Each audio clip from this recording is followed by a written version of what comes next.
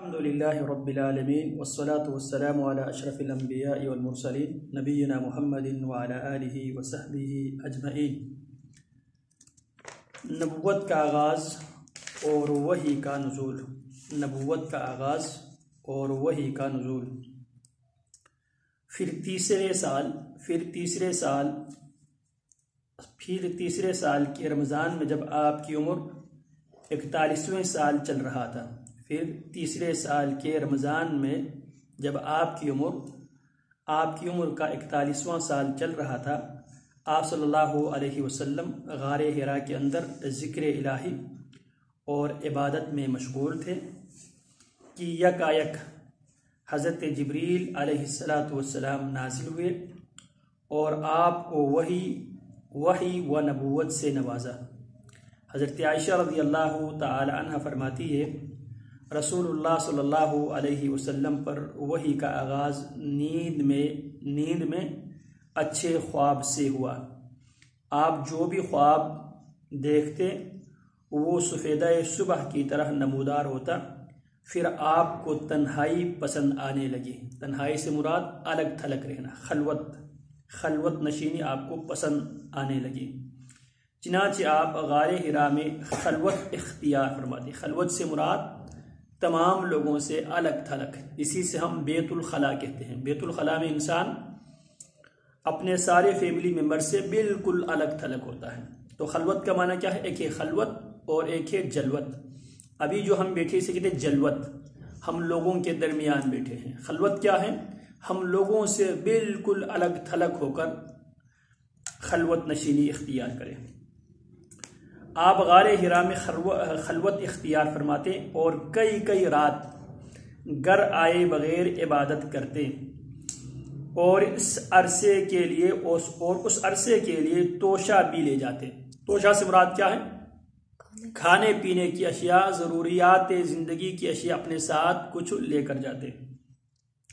پھر حضرت خدیجہ رضی اللہ تعالی عنہ کے پاس واپس آتے اور اسی جیسی مدت کے لیے پھر توشہ لے جاتے۔ توشہ کہتے ہیں تھیلی کو، وہ تھیلی جس تھیلی میں انسان پرانے زمانوں میں اپنی روٹی بھی ساتھ لے کر جاتے تھے اور پینے کے لیے پانی وغیرہ اور خشک میوجات وہ ساتھ لے کر جاتے تھے۔ یہاں تک کہ آپ صلی اللہ علیہ وسلم غار حرا ہی میں تھے، آپ صلی اللہ علیہ وسلم کے پاس حق آ گیا، یعنی آپ کے پاس فرشتہ آیا اور آپ علیہ السلام سے کہا پڑھو۔ آپ نے فرمایا میں پڑھنا نہیں جانتا، ما انا بقارئ، میں پڑھنا نہیں جانتا۔ آپ فرماتے ہیں کہ اس نے مجھے پکڑ لیا۔ جب میں نے یہ جواب دیا اس نے مجھے پکڑ لیا اور اس زور سے دبوچا کہ مجھے چور کر ڈالا، پھر چھوڑ کر کہا پڑھ۔ میں نے کہا میں پڑھنا نہیں جانتا۔ اس نے دوبارہ پکڑ کر دبوچا اور چور کر ڈالا، پھر چھوڑ کر کہا پڑھ۔ میں نے کہا میں پڑھا ہوا نہیں ہوں۔ اس نے تیسری بار دبوچا اور کہا اقرأ بسم ربک الذی خلق، خلق الانسان من علق، اقرأ وربک الاکرم الذی علم بالقلم، علم الانسان ما لم يعلم۔ اقرأ پڑھ، بسم ربکا اپنے پروردگار کے نام سے، الذی جس نے خلقا تجھے پیدا کیا، خلق الانسان خلقا اس اللہ نے پیدا کیا، الانسان انسان کو، من علق لوتھڑے سے۔ اقرأ پڑھ، وربکا اور تیرا رب الاکرم بڑا کریم ہے، الذی جس نے علم علم دیا، بالقلم قلم کے ذریعے، علم اس نے سکھائی، الانسان انسان کو، ما وہ چیزیں وہ باتیں، لم یعلم جسے وہ نہ جانتا تھا۔ ان آیات کو لے کر رسول اللہ صلی اللہ علیہ وسلم واپس ہوئے۔ آپ کا دل کانپ رہا تھا۔ حضرت خدیجہ رضی اللہ تعالی عنہ کے پاس پہنچ کر فرمایا مجھے چادر اڑا دو۔ انہوں نے چادر اڑا دی، یہاں تک کہ دہشت جاتی رہی۔ دہشت سے مراد وہ خوف، وہ پریشانی آپ کی ختم ہوتی رہی۔ پھر حضرت خدیجہ رضی اللہ تعالی عنہ کو واقعہ سنا کر فرمایا مجھے اپنی جان کا ڈر لگتا ہے، انی خشیت علی نفسی، مجھے اپنی جان کا ڈر لگتا ہے۔ انہوں نے کہا، حضرت خدیجہ رضی اللہ تعالی عنہا نبی اکرم صلی اللہ علیہ وسلم کو تسلی دینے کے لیے فرمانے لگی کلا واللہ ما یخزیک اللہ ابدا انک لتصل الرحم وتحمل الکل وتکسب المعدوم وتقری الضیف وتعین علی نوائب الحق۔ کلا، اللہ کی قسم ایسا ہرگز نہیں ہو سکتا۔ کلا کا معنی کیا ہے؟ ہرگز ایسا نہیں ہو سکتا۔ واللہ، اللہ کی قسم، ما یخزیک اللہ، ما نہیں، یخزیک آپ کو رسوا کرے گا اللہ، اللہ ابداً کبھی بھی، اللہ آپ کو کبھی بھی رسوا نہیں کرے گا۔ یہ سیدہ خدیجہ رضی اللہ تعالی عنہا کا دعویٰ ہے۔ کیا فرماتی ہے؟ کلا، ہرگز ایسا ہو نہیں سکتا، واللہ، اللہ کی قسم، یہ کہہ کر فرماتی واللہ ما یخزیک اللہ، ما نہیں، یخزیک آپ کو رسوا کرے گا اللہ، اللہ ابداً کبھی بھی۔ یہ ان کا دعویٰ تھا۔ اب دعویٰ کے لیے دلیل دیتی ہے انک لتصل الرحم، آپ صلہ رحمی کرتے ہیں، انک بے شک آپ، لتصل الرحم آپ صلہ رحمی کرتے ہیں، آپ رشتوں کو جوڑ کر رکھتے ہیں، وتحمل الکل بے سہاروں کا بوجھ آپ اٹھاتے ہیں، وتکسب المعدوم خالی ہاتھ والوں کو بندوبست کرتے ہیں، وتکسب اور آپ کما کر دیتے ہیں، المعدوم خالی ہاتھ، جن کے پاس کچھ بھی نہیں ہے ان کو آپ کما کر دیتے ہیں، وتقری الضیف، وتقری اور آپ مہمان نوازی کرتا ہے، الضیف مہمانوں کی، آپ مہمانوں کی میزبانی آپ کرتے ہیں، وتعین علی نوائب الحق اور حق کے سلسلے میں پیش آنے والے مصائب میں آپ لوگوں کے، وتعین اور آپ مدد فرماتے ہیں، علی نوائب الحق حق کے سلسلے میں پیش آنے والے مصائب میں آپ لوگوں کے مدد فرماتے ہیں۔ جن کے اندر یہ 5 خوبیاں ہو تو اللہ رب العالمین کبھی بھی انہیں ہرگز ضائع نہیں کرے گا۔ یہ کس کا دعویٰ ہے؟ امی خدیجہ رضی اللہ تعالی عنہ کا دعویٰ کیا ہے؟ اللہ کی قسم، اللہ آپ کو ہرگز رسوا نہیں کرے گا، یہ دعویٰ ہے۔ دلیل، پہلی دلیل انک لتصل الرحم، دوسری دلیل وتحمل الکل، تیسری دلیل وتکسب المعدوم، چوتھی دلیل وتقری الضیف، اور 5ویں دلیل وتعین علی نوائب الحق۔ اس کے بعد حضرت خدیجہ رضی اللہ تعالی عنہ آپ کو اپنے چچیرے بھائی یعنی آپ کے چچزاد بھائی ورقہ ابن نوفل کے پاس لے کر گئی۔ حضرت ورقہ ابن نوفل کے پاس لے گئی۔ وہ دور جاہلیت میں عیسائی ہو گئے تھے۔ ورقہ ابن نوفل دور جاہلیت میں یعنی نبی علیہ السلام کی نبوت اور رسالت سے پہلے وہ مشرکین مکہ کے عقائد سے توبہ طائب ہو کر وہ عیسائی ہو گئے تھے اور عبرانی لکھنا جانتے تھے۔ عبرانی زبان ہے، عبرانی زبان لکھنا جانتے تھے، چنانچہ عبرانی میں توفیق الہی کے مطابق انجیل لکھتے تھے۔ اس وقت وہ بوڑھے اور نابینا ہو چکے تھے۔ کس وقت؟ جب آپ علیہ السلام پر پہلی بار وحی آئی، اس وقت وہ بوڑھے اور نابینا ہو چکے تھے۔ حضرت خدیجہ رضی اللہ تعالی عنہا نے ان سے کہا، بھائی جان آپ اپنے بھتیجے کی بات سنیں۔ ورقہ نے کہا، بھتیجے تم کیا کہتے ہو؟ ورقہ نبی علیہ السلام سے کہنے لگے، بھتیجے تم کیا کہتے ہو؟ آپ صلی اللہ علیہ وسلم نے جو کچھ دیکھا تھا بیان کر دیا۔ ورقہ نے کہا، یہ تو وہی ناموس ہے۔ ناموس سے مراد وہی لانے والا فرشتہ، ناموس وہی لانے والے فرشتہ ہے جو موسیٰ پر نازل ہوا تھا۔ کاش میں اس وقت جوان ہوتا۔ ورقہ خواہش کا اظہار کرتا ہے، کاش میں اس وقت جوان ہوتا، میں اس وقت تک زندہ ہوتا جب آپ کی قوم آپ کو نکالے گی۔ رسول اللہ صلی اللہ علیہ وسلم جناب ورقہ بن نوفل کی یہ بات سن کر فرمانے لگے، او مخرجیہم، رسول اللہ نے فرمایا تو کیا میری قوم مجھے نکال دے گی؟ او مخرجیہم، کیا میری قوم مجھے نکال دے گی مکہ سے؟ ورقہ نے کہا، ہاں، کوئی ایسا آدمی نہیں جو تمہارے جیسا پیغام لایا ہو مگر اس سے دشمنی نہ کی گئی ہو۔ اگر میں نے تمہارا وہ دن یعنی جس دن تمہیں جب آپ اعلانیہ طور پر جب آپ دعوت دیں گے، اگر میں نے تمہارا وہ دن پا لیا تو تمہاری زبردست مدد کروں گا۔ اس کے بعد ورقہ جلد ہی فوت ہو گئے اور وہی رک گئی۔ ورقہ جلد ہی فوت ہو گئے اور وحی کا سلسلہ کچھ مدت کے لیے رک گئے۔ آغاز نبوت اور نزول وحی کی تاریخ۔ یہ نبی صلی اللہ علیہ وسلم پر پہلی بار وحی اترنے اور آپ کی نبوت شروع ہونے کا واقعہ ہے۔ یہ رمضان المبارک کے مہینے میں لیلۃ القدر کے اندر پیش آیا۔ اللہ کا ارشاد ہے شہر رمضان الذی انزل فیہ القرآن۔ شہر مہینہ، شہر رمضان رمضان کا مہینہ ہی ہے، انزل اتارا گیا فیہ اس میں القرآن قرآن مجید۔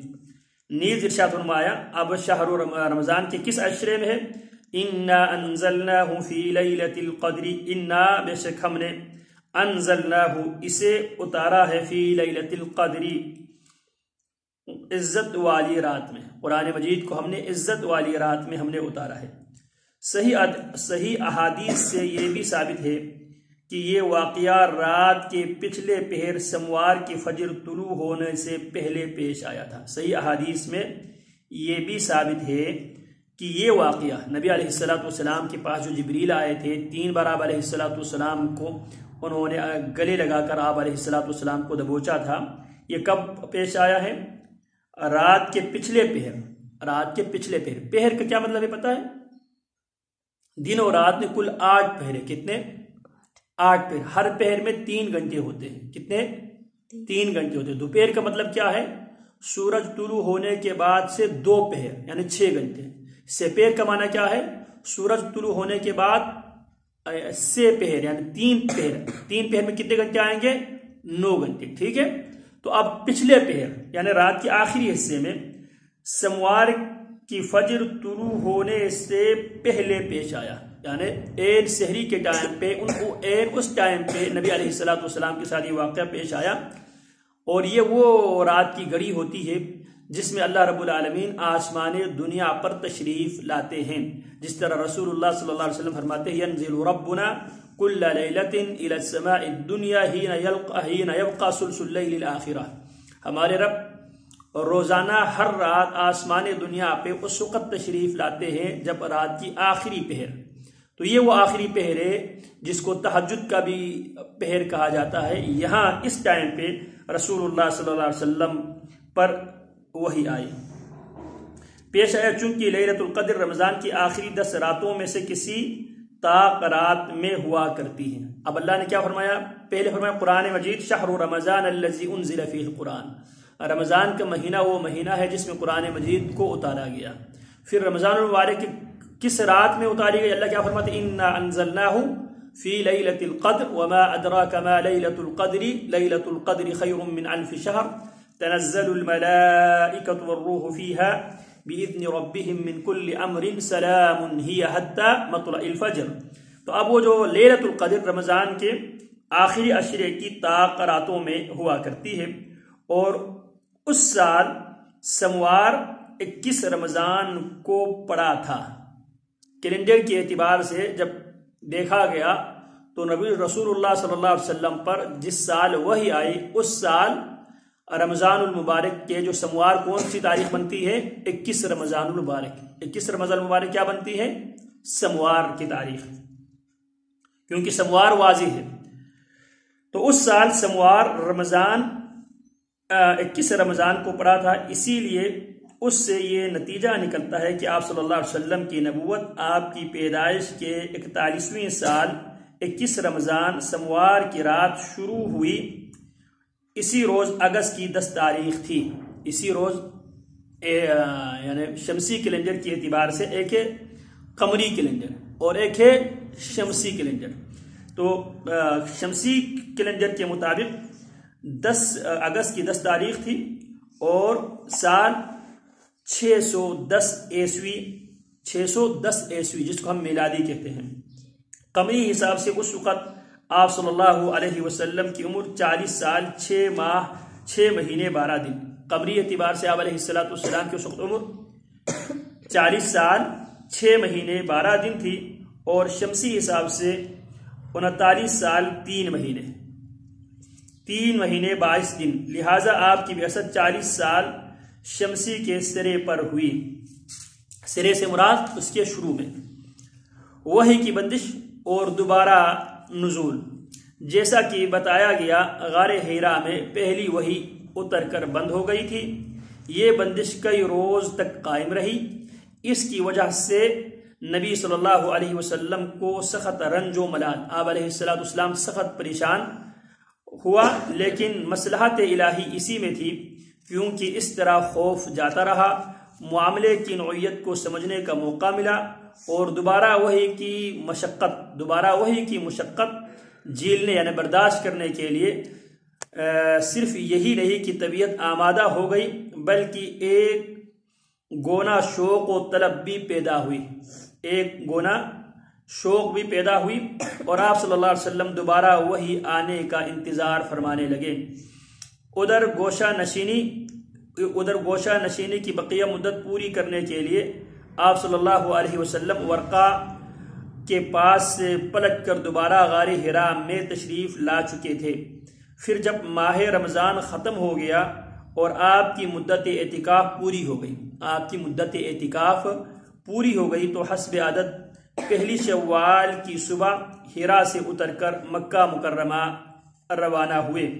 نبی صلی اللہ علیہ وسلم کا ارشاد ہے کہ میں پہاڑ سے اتر کر میدان میں پہنچا تھا، غار حرا والی پہاڑ سے اتر کر میدان میں پہنچا تو مجھے پکارا گیا۔ میں نے دائیں دیکھا تو وہاں کچھ دکھائی نہ دیا، بائیں دیکھا وہاں بھی کچھ دکھائی نہ دیا، پھر آگے دیکھا تو وہاں بھی کچھ بھی نظر نہ آیا، پھر پیچھے دیکھا تو وہاں بھی کچھ نظر نہ آیا۔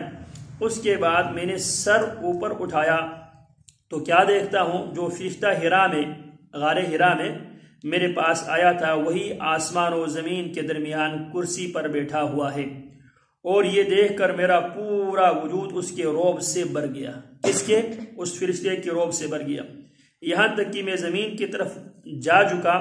پھر میں خدیجہ کے پاس آیا اور کہا مجھے چادر اڑا دو، مجھ پر کمبل ڈال دو اور ٹھنڈے پانی کے چھینٹے مارو۔ انہوں نے کمبل اڑا دیا اور ٹھنڈے پانی کے چھینٹے مارے۔ پھر یہ آیتیں نازل ہوئی، یا ایھا المدثر قم فانذر وربک فکبر وثیابک فطہر والرجز فہجر۔ یا ایھا المدثر، ایک کمبل پوش، قم اٹھو، فانذر اور ڈرا، وربک فکبر، وربک اور اپنے رب کی، فکبر بڑائی بیان کر، وثیابک فطہر اور اپنے کپڑے پاک رکھ، والرجز فہجر، والرجز گندگی سے، فہجر الگ تھلگ کرے۔ یہ واقعہ نماز فرض ہونے سے پہلے کا ہے۔ اس کے بعد وحی میں گرمی آ گئی، چنانچہ پے در پہ وحی آنے لگی۔ ان آیات سے آپ کی رسالت شروع ہوئی۔ آپ کی یہ رسالت آپ کی نبوت کے اتنے دنوں بعد شروع ہوئی جتنے دنوں وحی بند تھی۔ ان آیات میں آپ صلی اللہ علیہ وسلم کو 2 طرح کے کام سونپے گئے ہیں اور دونوں کے نتائج بھی بتا دیے گئے ہیں۔ ایک کام یہ ہے کہ آپ لوگوں کو اللہ کا حکم بتائیں اور بدعملی کے نتائج سے ڈرائیں۔ کیا؟ لوگوں کو اللہ کا حکم بتائیں اور بدعملی کے نتائج سے لوگوں کو ڈرائیں۔ آپ کو یہ حکم قم فانذر، اٹھ اور ڈرا کے ذریعے دیا گیا، کیونکہ اس کے معنی یہ ہے آپ لوگوں کو یہ بتلا اور یہ سمجھا دیں، اور جس طرح کی گمراہی بدعملی میں مبتلا ہے وہ اور غیر اللہ کی پوجا اور اللہ کی بعض صفات و افعال اور حقوق میں دوسروں کو شریک ٹھہرانے کا جو کام کر رہے ہیں، اللہ تعالیٰ اس پر ان کو عذاب دے گا۔ دوسرا کام یہ ہے آپ خود اپنے اوپر اللہ کے احکام لاگو کریں۔ دوسرا کام یہ ہے کہ آپ خود اپنے اوپر اللہ کے احکام لاگو کریں تاکہ آپ کو اللہ کی خوشنودی بھی حاصل ہو اور آپ دوسروں کے لیے نمونہ بھی ٹھہریں۔ یہ حکم بقیہ آیات میں دیا گیا ہے۔ چنانچہ وَرَبَّكَ فَكَبِّرْ کا مطلب یہ ہے آپ بڑائی اور کبریائی کے لیے اللہ ہی کو خاص کر لیں۔ آپ بڑائی اور کبریائی کے لیے اللہ ہی کو خاص کر لیں۔ اس میں کسی اور کو، اس میں بڑائی اور کبریائی میں کسی اور کو اس کے ساتھ شریک نہ کریں۔ اور وَثِيَابَكَ فَطَهِّرْ کا بظاہر معنی یہ ہے کہ کپڑے اور جسم پاک رکھے، کیونکہ اللہ کے سامنے نجاست اور گندگی کے ساتھ کھڑے ہونا ٹھیک نہیں ہے، مگر محققین تحقیق کرنے والوں کے نزدیک اس کا یہ معنی ہے کہ اپنے روح کو پاک اور منزہ رکھے، اپنے خیالات کو پاک رکھے، اپنے دل کو پاک رکھے، اپنی نگاہوں کو پاک رکھے، اپنی سماعتوں کو پاک رکھے، اسی طرح اپنے لقمے ہیں اس کو پاک رکھے۔ والرجز فہجر، والرجز کے معنی یہ ہیں اللہ کی ناراضی اور عذاب کے اسباب سے اور قوم کی بدعمالیوں کی گندگیوں اور آلودگیوں سے الگ تھلگ ہو جائیے۔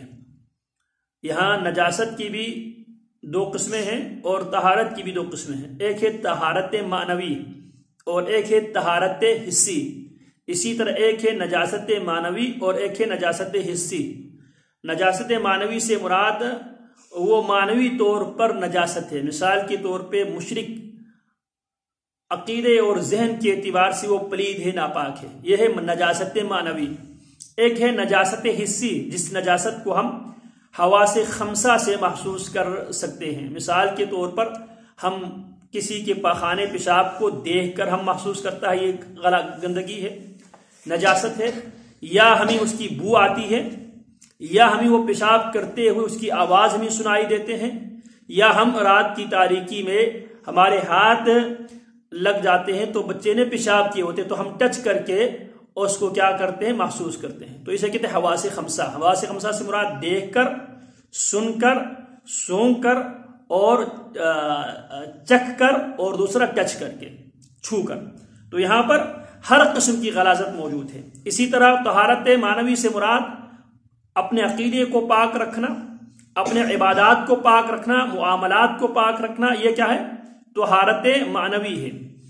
اور طہارت حسی ہے، طہارت معنوی ہے، اسی طرح یعنی اپنے عقیدے کو پاک رکھنا، نظریے کو پاک رکھنا، یہ کیا ہے، طہارت معنوی ہے۔ ایک ہے طہارت حسی، اپنے بدن کو پاک رکھنا، کپڑوں کو پاک رکھنا، کیونکہ انسان اپنے بدن کو چھو سکتا ہے، حواس خمسہ سے ادراک کر سکتا ہے، کپڑے کو حواس خمسہ سے ادراک کر سکتا ہے، گندے ہیں یا صاف ستھرے ہیں۔ اسی طرح اپنی جو روزی روٹی ہے اس کو پاک رکھنا، اس میں اگر کوئی گندی چیز اگر گر گئی ہے کیا ہے، طہارت نجاست حسی ہے۔ تو یہاں پہ دونوں طرح کی یعنی طہارت معنوی اور طہارت حسی دونوں مراد ہے۔ تو والرجز فہجر، والرجز اور جو گندگیوں سے فہجر، اپنے آپ کو الگ تھلگ رکھے، اس گندگی کا تعلق عقائد و نظریات سے ہو یا اس گندگی کا تعلق آپ کے معاملات، آپ کی روزی روٹی سے ہو، ان سب سے کیا ہو جائے، الگ تھلگ ہو جائیے۔ وَلَا تَمْنُن تَسْتَكْثِرْ، وَلَا تَمْنُن زیادہ چاہنے، وَلَا تَمْنُن اور احسان نہ کر، تَسْتَكْثِرْ زیادہ چاہتے ہوئے۔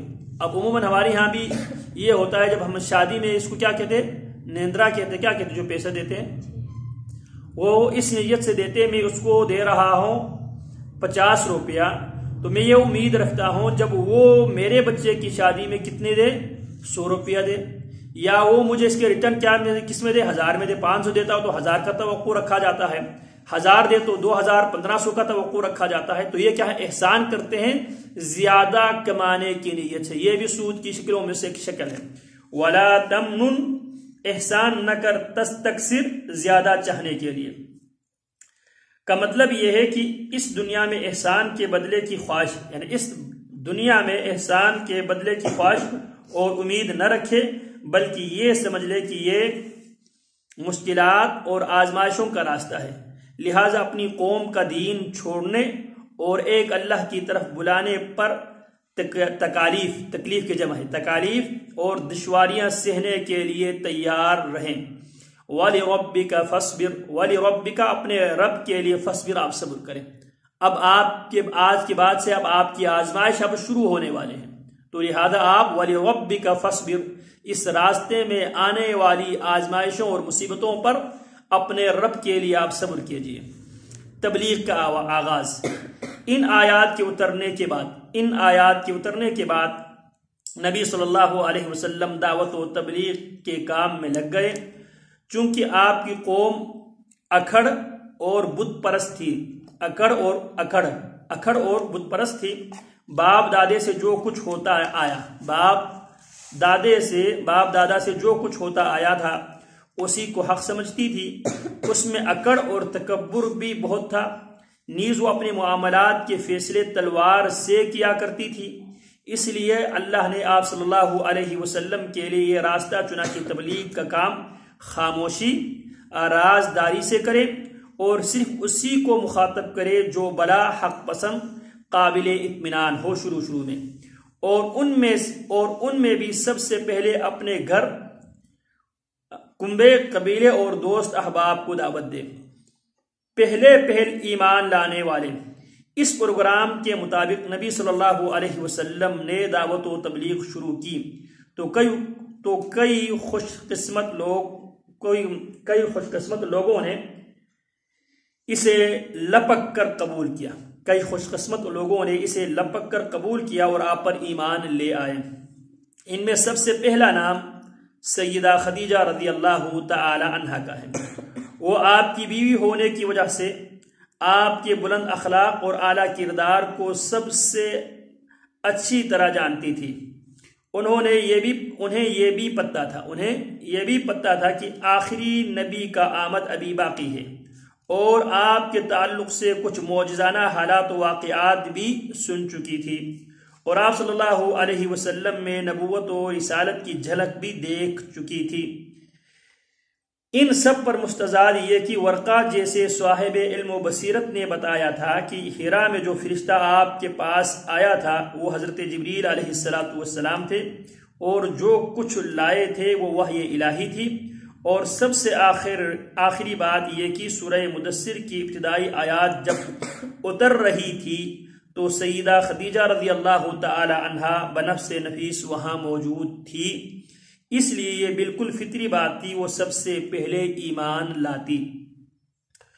ادھر ان آیات کے اترتے ہی نبی صلی اللہ علیہ وسلم اپنے جگری دوست ابوبکر رضی اللہ عنہ کے پاس گئے اور انہیں اپنی نبوت و رسالت سے آگاہ کرتے ہوئے ایمان لانے کی دعوت دی۔ انہوں نے بے کھٹک ایمان قبول کیا اور فوراً تصدیق کرتے ہوئے حق کی شہادت دی۔ چنانچہ وہ اس امت کے سب سے پہلے مومن ہے۔ وہ آپ صلی اللہ علیہ وسلم سے 2 سال چھوٹے تھے اور آپ کا کھلا چھپا سب کچھ جانتے تھے، لہٰذا ان کا ایمان لانا آپ صلی اللہ علیہ وسلم کی سچائی کا بہترین ثبوت ہے۔ پہل ایمان لانے والوں میں حضرت علی رضی اللہ تعالی عنہ بھی شامل ہے۔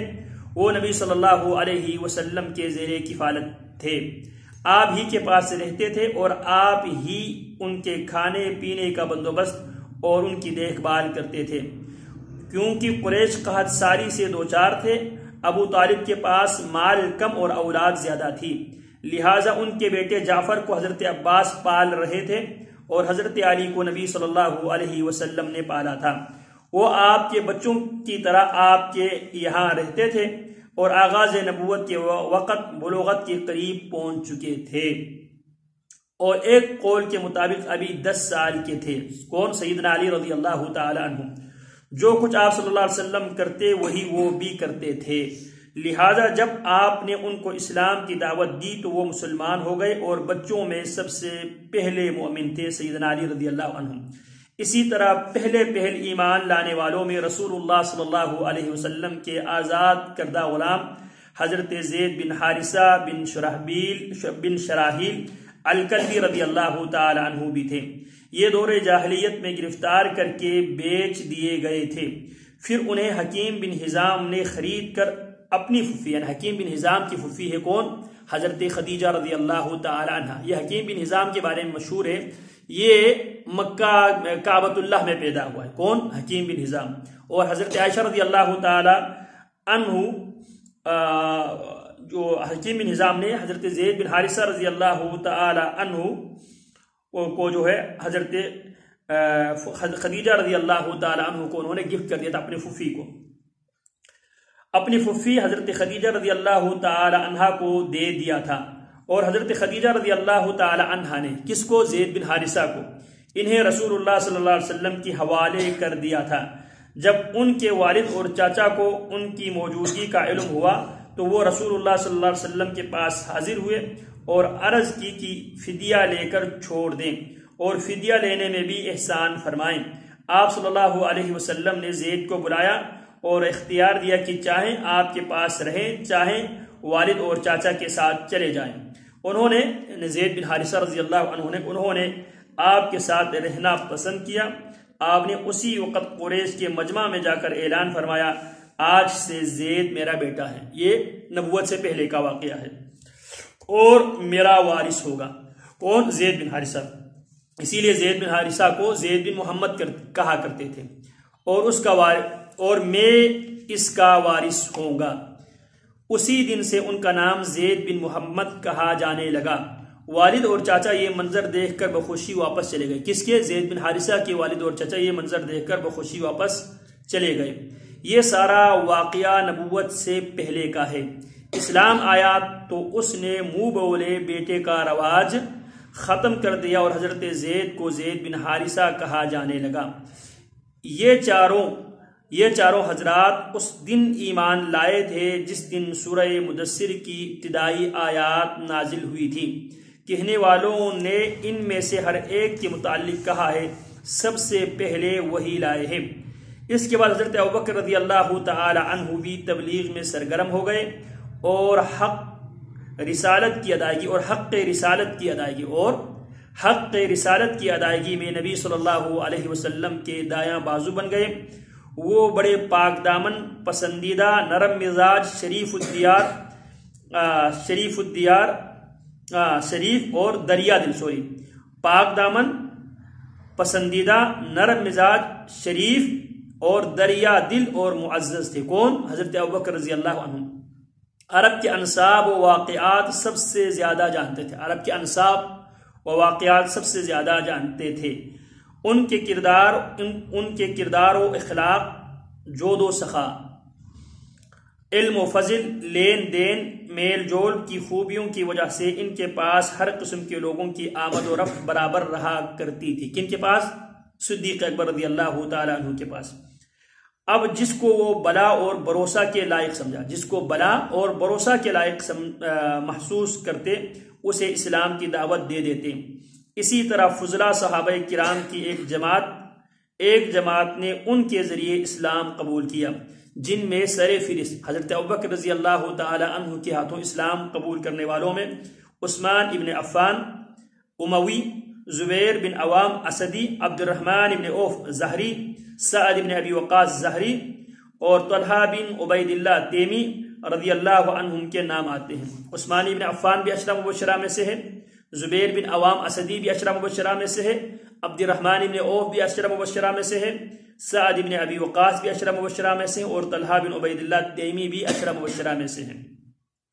ان سب سے ابوبکر رضی اللہ تعالی عنہ نے اسلام کی حقیقت بیان کی اور انہیں نبی صلی اللہ علیہ وسلم کے پاس لے آئے تو ان سب نے اسلام قبول کر لیا۔ ان کے بعد مندرجہ ذیل لوگوں نے اسلام قبول کیا: امین الامہ ابو عبیدہ عامر بن الجراح، ابو سلمہ بن عبد الاسد، ان کی بیوی ام سلمہ، ارقم ابن ابی الارقم، عثمان ابن مظعون اور ان کے بھتیجا اور ان کے بھائی عثمان ابن مظعون کے بھائی قدامہ بن مظعون اور عبداللہ ابن مظعون، عبیدہ بن حارث ابن عبد المطلب ابن عبد مناف، سعید ابن زید ابن عمر ابن نفیل اور ان کی بیوی حضرت عمر کی بہن فاطمہ بنت الخطاب، خباب بن ارد، جعفر ابن ابی طالب اور ان کی بیوی اسماء بنت امیس، خالد بن سعید بن عاص اور ان کی بیوی امینہ بنت خلف، پھر ان کے بھائی عمر بن سعید بن العاص، حاطب بن حارث اور ان کی بیوی فاطمہ بنت مجلل اور ان کے بھائی خطاب بن حارث اور ان کی بیوی فقیحہ بنت یسار، نیز ان کا ایک اور بھائی معمر بن حارث بن مطلب بن ازہر اور ان کی بیوی رملہ بنت ابی عوف اور نعیم بن عبداللہ بن نحام رضی اللہ عنہم۔ یہ سب لوگ قریشی تھے اور قریش کے مختلف شاخوں سے تعلق رکھتے تھے۔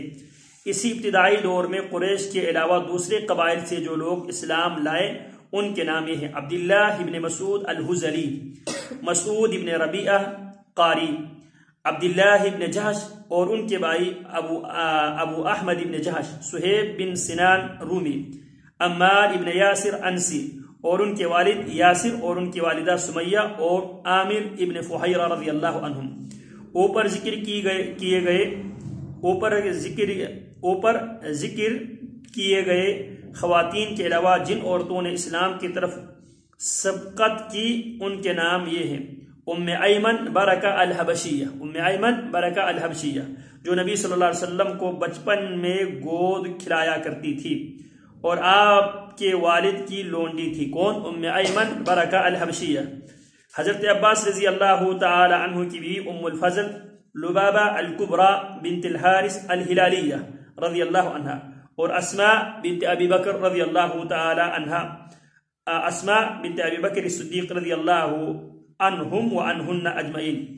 یہ لوگ اور ان کے ساتھ مزید جو لوگ اسلام لائے انہیں سابقون الاولین، سابقین اولین کہا جاتا ہے۔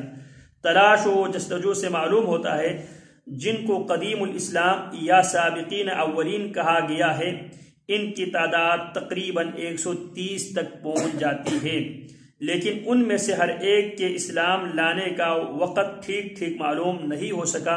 غالباً اس میں ایسے صحابہ بھی ہیں جنہوں نے کھلم کھلا اسلام کی دعوت شروع ہونے کے بعد اسلام قبول کیا تھا۔ اہل ایمان کی عبادت و تربیت، اہل ایمان کی عبادت و تربیت جیسا کہ گزر چکا ہے، سورہ مدثر کی ابتدائی آیات کے بعد وہی پے در پہ آتی رہی۔ کہا جاتا ہے کہ اس کے بعد سب سے پہلے سورت جو نازل ہوئی، اس کے بعد سب سے پہلی سورت جو نازل ہوئی وہ سورت الفاتحہ ہے۔ اس میں اہل ایمان کو حمد اور دعا کا طریقہ بتایا گیا ہے۔ اللہ کی ہستی کی چند جامع صفات بیان کر کے اس کا ٹھیک تصور دیا گیا ہے اور یہ بھی سمجھا دیا گیا ہے کہ اس دنیا میں اچھے یا برے جیسے کام کرو گے ٹھیک ویسے ہی نتیجہ اور بدلہ پاؤ گے، اور یہ بدلہ آگے ایک دوسری دنیا میں ملے گا۔ اس کے علاوہ کامیابی سعادت کے راستے کی پہچان بھی بتائی گئی ہے۔ اسی طرح دین حق کا سارا محاصل اس صورت کے چند سادے بول میں آ گیا ہے، اور حمد اور دعا کی شکل میں بندے کو اس کی تعلیم دی گئی ہے۔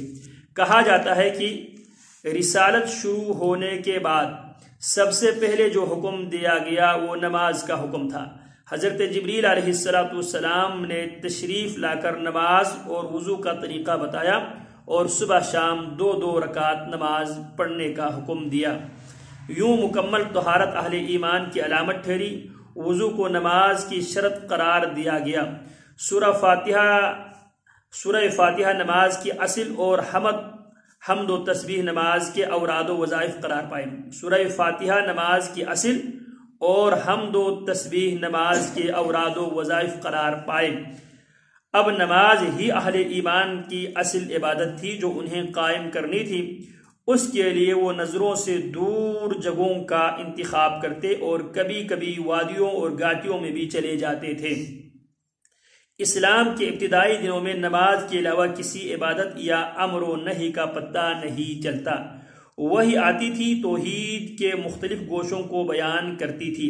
صحابہ کرام رضوان اللہ علیہم کو نفس کی صفائی کی ترغیب دیتی تھی، مکارم اخلاق پر ابارتی تھی، جنت و جہنم کے حالات بیان کرتی تھی اور ایسی زبردست نصیحتیں لے کر آتی تھی ان سے سینہ کھل جاتے اور روح کو غذا ملتی تھی۔ ادھر رسول اللہ صلی اللہ علیہ وسلم بھی کتاب و حکمت کی تعلیم کے ذریعے سے صحابہ کرام کو پاک و صاف کرتے تھے۔ انہیں دلوں کی صفائی، اخلاق کی پاکیزگی، معاملات کی سچائی، نفس کی عفت کی تربیت دیتے تھے، تاریکیوں سے نکال کر روشنی میں لاتے تھے، صحیح راستہ بتاتے تھے اور اللہ کے دین کو مضبوطی سے پکڑنے، اس کی رسی کو اچھی طرح تھامنے اور اس کے معاملے میں ثابت قدم رہنے کی تلقین فرماتے تھے۔ یوں 3 برس گزر گئے اور صرف افراد کو دعوت دی جاتی رہی، مجلسوں اور محفلوں میں کہیں اعلانیہ تبلیغ نہیں کی گئی۔ لیکن قریش کو اس کا علم ہو گیا اور بعض نے اس پر نکیر بھی کی۔ بعض اہل ایمان پر کچھ زیادتیاں کی گئی، لیکن عمومی طور پر قریش نے اب تک اسے کوئی اہمیت نہیں دی۔ ادھر نبی صلی اللہ علیہ وسلم نے بھی ان کے دین سے کوئی تعارض نہیں کیا اور نہ ان کے معبودوں کے بارے میں کوئی بات کہی۔